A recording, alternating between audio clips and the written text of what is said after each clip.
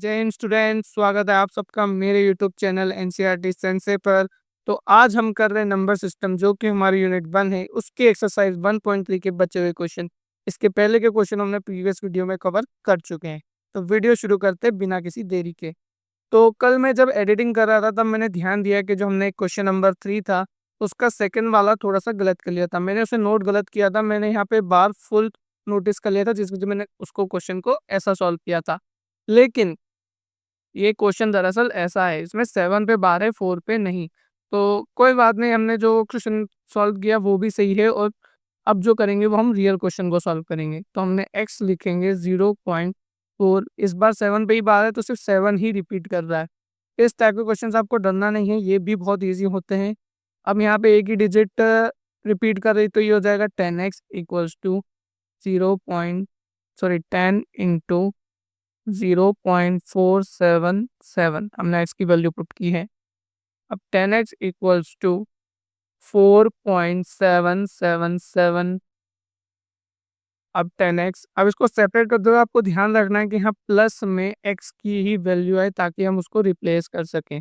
अगर ये यहाँ पे x की वैल्यू रिप्लेस नहीं कर पाएंगे तो ये क्वेश्चन आप सॉल्व नहीं कर पाओगे आसानी से। अब यहाँ पे मैंने 4, तो इसको 4.3। अब कुछ स्टूडेंट समझ गए होंगे, मैंने 7 को सेपरेट किया है 3 और 4 के नंबर्स में। मतलब अगर मैं 4.3 को प्लस करता हूँ 0.477 से, तो ये 777, और ये यहाँ पे 7 ही होगा। तो आपको बस स्प्लिट करना आना चाहिए कि मैंने यहाँ पे 7 को 3 और 4 में स्प्लिट किया है। अब इसकी वैल्यू मैं x से रिप्लेस कर दूंगा, तो ये हो जाएगा 10x equals to 4.3 plus x।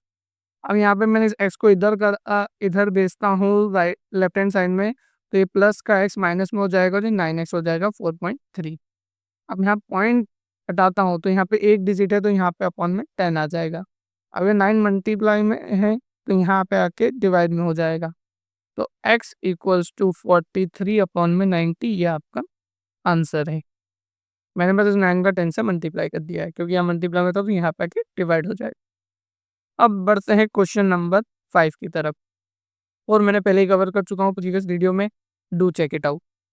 तो अब हम देखते हैं क्वेश्चन नंबर 5। क्वेश्चन नंबर 5 में हमें मैक्सिमम नंबर ऑफ डिजिट बताना है जो रिपीटिंग हो रही है, जो कि डेसिमल एक्सपांशन है 1/17 का। हमें 1/17 का डेसिमल एक्सपांशन करना है, उसमें मैक्सिमम नंबर कितनी रिपीट हो रही है ये बताना है, और ये हमें परफॉर्म करना है डिवीजन से, ताकि हम इसका आंसर निकाल पाएँ। तो ईजी है, यहाँ पे मैं 17 1, और मैंने आपकी इजी मतलब आपको ये क्वेश्चन इजी लगे इसलिए मैंने यहाँ पे 17 का टेबल लिख लिया है, क्योंकि बहुत से स्टूडेंट्स को 17 का टेबल नहीं आता, और उसमें कोई गलत बात नहीं है। अगर आपको 12 तक टेबल आते हैं और उसके बाद आपको मल्टीप्लाई अच्छे से आता है, तो आपको टेबल आना ज़रूरी नहीं है। और अगर आपको आता है तो ये बहुत अच्छी बात है। अब 17 1 करेंगे। अब यहाँ पे 1 है, पॉइंट लगाएंगे, 0 बनाएंगे। अब आप 0 से, अब 10 फिर भी अभी भी छोटा है, तो हम यहाँ पे एक 0 लगाएंगे। इसको 17 0 था 0, और ये 10। अब पॉइंट है तो एक 0 हम बढ़ा सकते हैं। अब 100 की बात करें, और 100 में सबसे छोटा है 5, तो हम लिखेंगे 5, और 100 छोटा 5 मतलब 85। अब 85 को माइनस करेंगे, तो ये तो 10 हो गया, मतलब 9 और 1, 10 5, और 9 में से 8 गए, बचे 1। आपको डिवाइड नहीं आता, ये कोई दिक्कत की बात नहीं, लेकिन आपको सब्ट्रैक्शन नहीं आता, तो आपको बहुत मेहनत करने की ज़रूरत है, अगर आपको सब्ट्रैक्शन नहीं आता है तो। अब पॉइंट है, 0 बढ़ाएंगे। अब यहाँ पे 150 से छोटा 8 है, तो हम लिखेंगे 8 टाइम्स, जो कि होगा हमारा 136। माइनस करेंगे, ये 4 हो जाएगा, 10 यहाँ पे 10 में से 6 गए बचे 4, और यहाँ पे 4 में से 3 गए बचे 1, और ये 0, 14 हो गया। अब पॉइंट है, 0 बनाएंगे, और 0.58 यहाँ पे फिर 8 टाइम्स जाएगा ये, क्योंकि 136 से हम माइनस करेंगे, यहाँ बचेगा 4। हम यहाँ पे 0 बनाएंगे। अब हम बात करेंगे यहाँ पे 2 की, जो कि 34 होता है, तो मैं यहाँ पे इसको कंटिन्यू करता हूँ। 40 माइनस 34, जो कि होगा 6। पॉइंट है, 0 बढ़ाएंगे। अब 2 के बाद जाएगा ये 3 से, क्योंकि 3 हमारा 51 होता है, तो यहाँ माइनस करेंगे, 9 आया। पॉइंट है, 0 बढ़ाएंगे।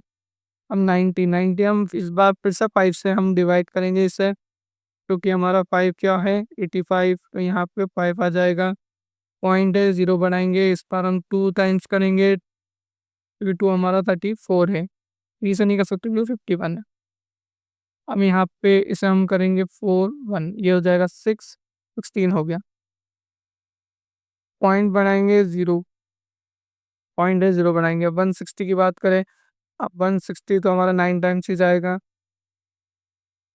तो ये हो जाएगा 153, मतलब कि हमारा 7 आएगा यहाँ पे। मैं यहाँ पे कंटिन्यू कर रहा हूँ, पॉइंट है तो 0 बढ़ाएंगे। अब यहाँ पे 70 आ गया। अब 70 माइनस 70 में से हम क्या, अब मल्टीप्लाई करेंगे, अब हम 4 टाइम्स करेंगे क्योंकि वो 68 हो जाएगा, माइनस तो ये हो जाएगा 2, 0 बढ़ाएंगे। अब ये 1 टाइम्स जाएगा 17, तो यहाँ पे आ जाएगा 3, 3 आ गया हमारा। पॉइंट 0 बढ़ाएंगे, फिर से 1 टाइम्स जाएगा 17, तो ये तो 3 आ गया और ये 1, ये 13 हो गया।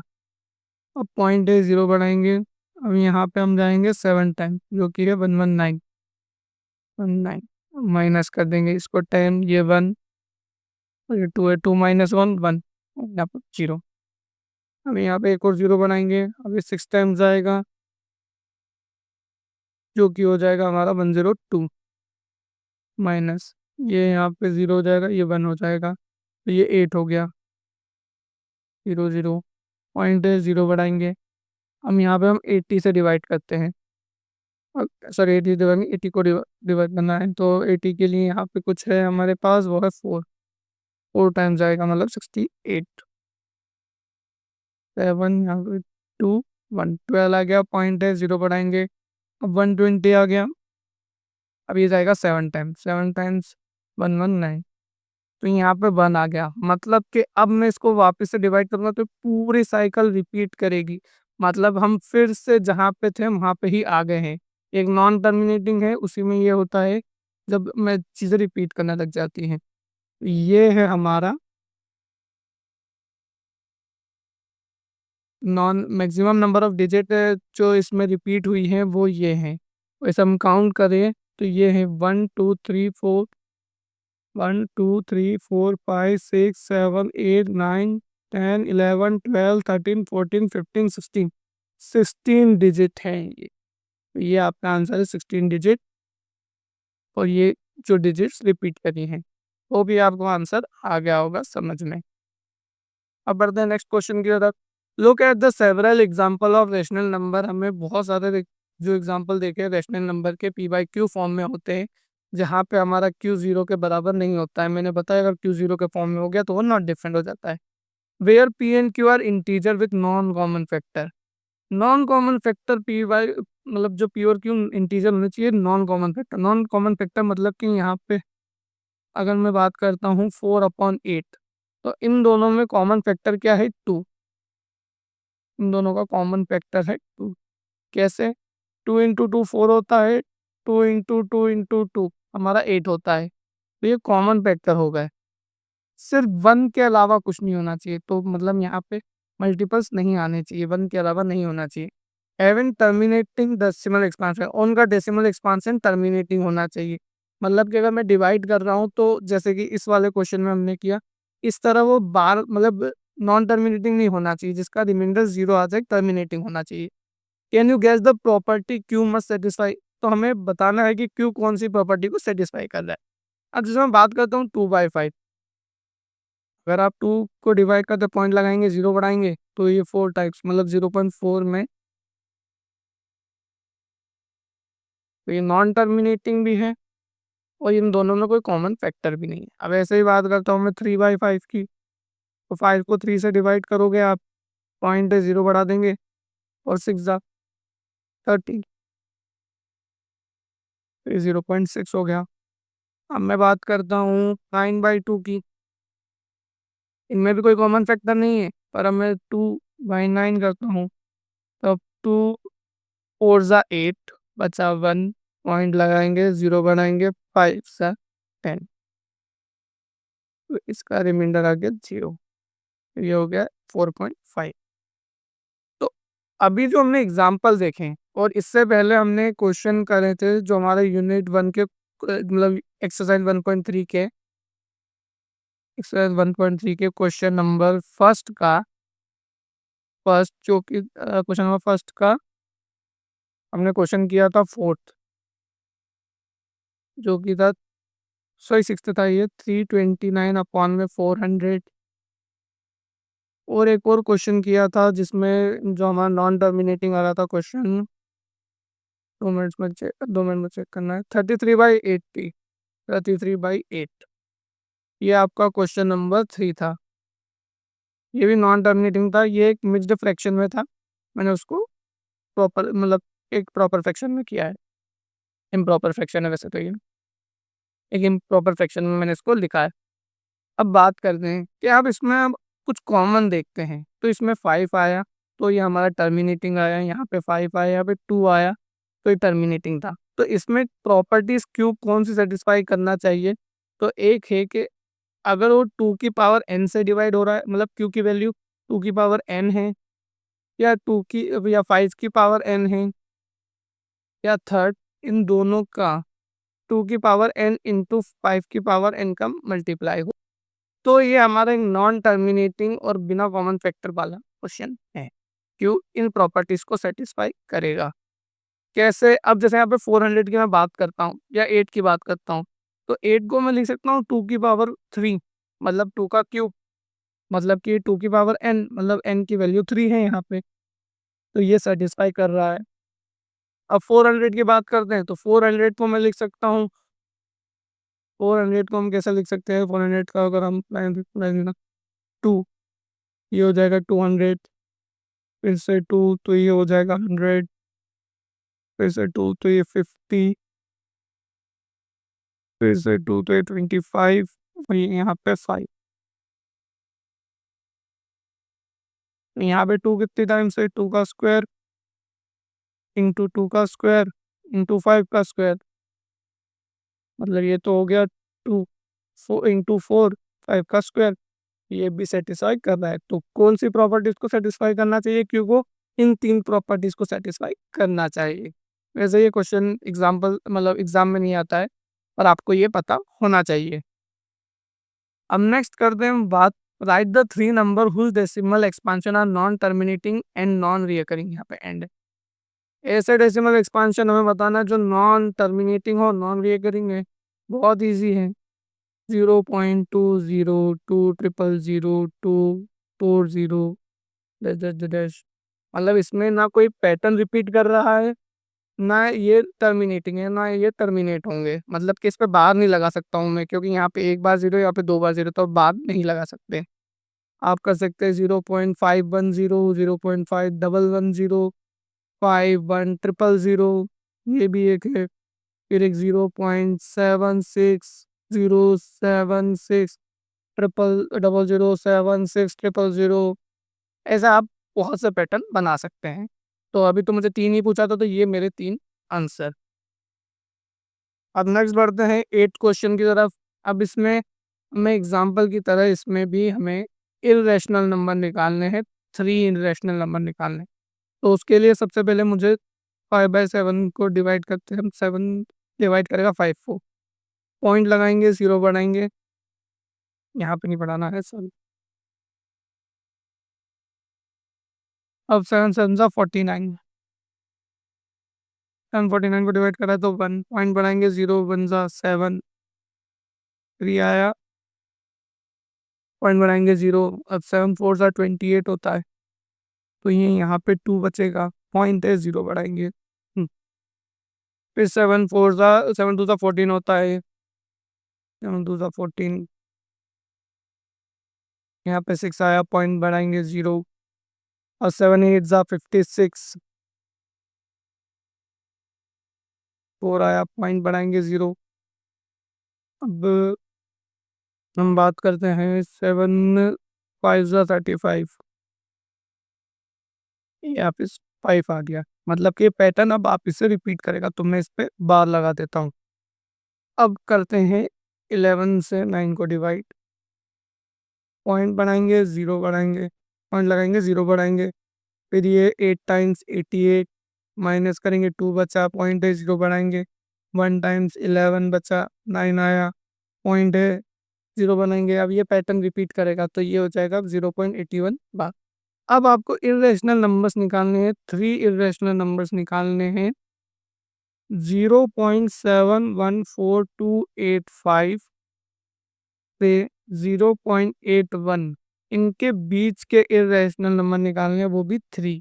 तो इनके बीच में इनफाइनाइट रैशनल नंबर आते हैं। तो 3 की बात करता हूँ मैं। इर्रेशनल नंबर क्या होते हैं जो हम निकालेंगे, तो इसमें होने चाहिए वो प्रॉपर्टी कौन सी सेटिस्फाई करनी चाहिए, वो होते हैं नॉन टर्मिनेटिंग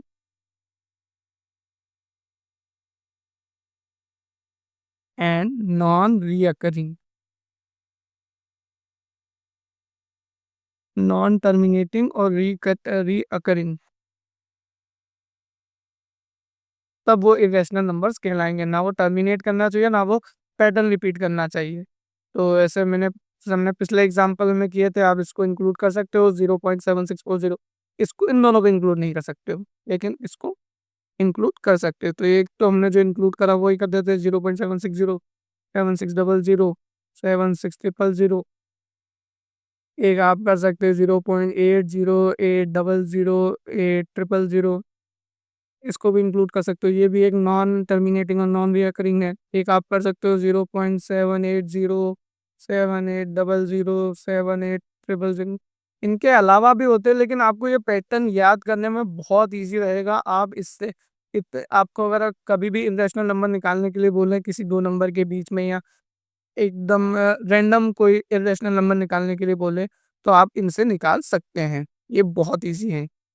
ये हमारा आंसर है, हमें 3 बोला था, हमने 3 निकाल दिए, और ये इन दोनों के बीच में ही लाई करता है। आगे बढ़ते हैं हमारे क्वेश्चन नंबर 9 की तरफ। इसमें हमें करना है कौन सा रैशनल है कौन सा इरेशनल है। मैंने जो अपनी प्रीवियस वीडियो में कहा था, जो रूट के नंबर्स होते हैं वो इरेशनल होते हैं, लेकिन मैंने फिर बाद में एग्जाम्पल सॉल्व कराया था जिसमें हमें बताना था क्या सारे स्क्वायर रूट्स वाले इरेशनल होते हैं। उसमें हमने प्रूव किया था कि जरूरी नहीं कि वो इरेशनल ही हो, वो रैशनल भी हो सकते हैं। लेकिन अभी इसकी बात करते हैं 23। अब 23 एक प्राइम नंबर है, उसका रूट लेते हैं, मतलब यहाँ पे ये ये स्क्वायर रूट है, तो इसको स्क्वायर रूट से बाहर निकलने के लिए यहाँ पे एक और 23 चाहिए, जो कि पॉसिबल नहीं है। तो ये हमारा एक इरेशनल है, मतलब आप इसके फैक्टर निकालोगे तो 23 × 1 ही होगा, तो ये बाहर नहीं हो पाएगा।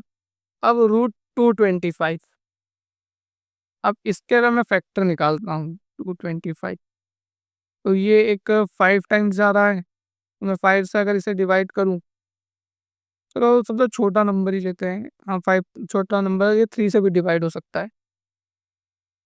अब यहाँ पे बात करें 3 से कैसे होगा, क्योंकि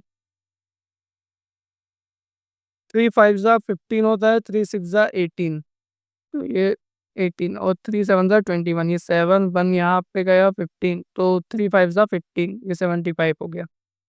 अब वापस से 3 से हम इसे डिवाइड करें तो 3 2 ज़ा 6 होता है, 1 बचा यहाँ पे गया, तो 3 5 ज़ा 15 हो गया। अब ये 5 से ही चले आएगा क्योंकि 5 का स्क्वायर रूट है, तो ये 5 हो गया, ये 5 1। तो अब इसकी बात करें तो ये हो जाएगा 3 × 3 × 5 × 5। यहाँ पे स्क्वायर रूट है, मतलब कि दो का मतलब 2 डिजिट का एक पेयर ही बाहर जा सकता है, तो ये दोनों बाहर जा सकते हैं। तो 3 × 5, तो ये 15, मतलब कि 15 का स्क्वायर था, ये 15 का स्क्वायर था, तो स्क्वायर रूट से बाहर होके 15 हो गया। तो ये अब आ गया 15/1, मतलब p/q के फॉर्म में। तो ये हो गया आपका रैशनल। ये हमारा सेकंड वाला हो गया सॉल्व। अब बात करते हैं थर्ड वाले की।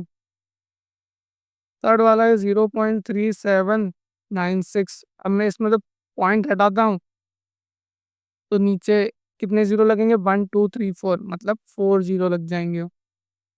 तो ये आ गया आपके p/q के फॉर्म में, तो ये आ गया आपका रैशनल।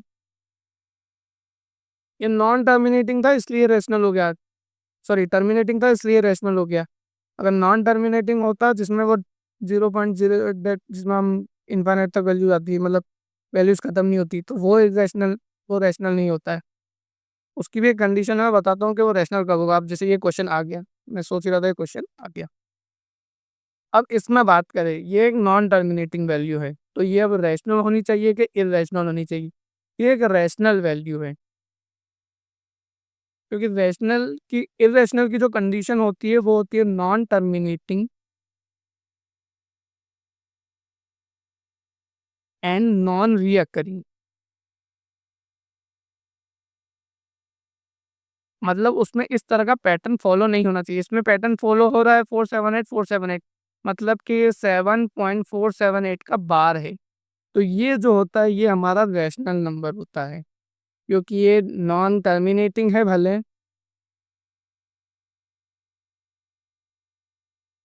लेकिन ये रीअकरिंग है, मतलब इसमें एक पैटर्न रिपीट हो रहा है। तो ये हमारा रैशनल नंबर है। और इसकी बात करें तो इसमें कोई पैटर्न रिपीट नहीं हो रहा है और ये नॉन टर्मिनेटिंग है, तो ये हमारा इर्रेशनल नंबर है। होप सो आपको रैशनल और इरेशनल का डिफरेंस समझ में आ गया होगा, किसको हम रैशनल कहते हैं किसको इरेशनल।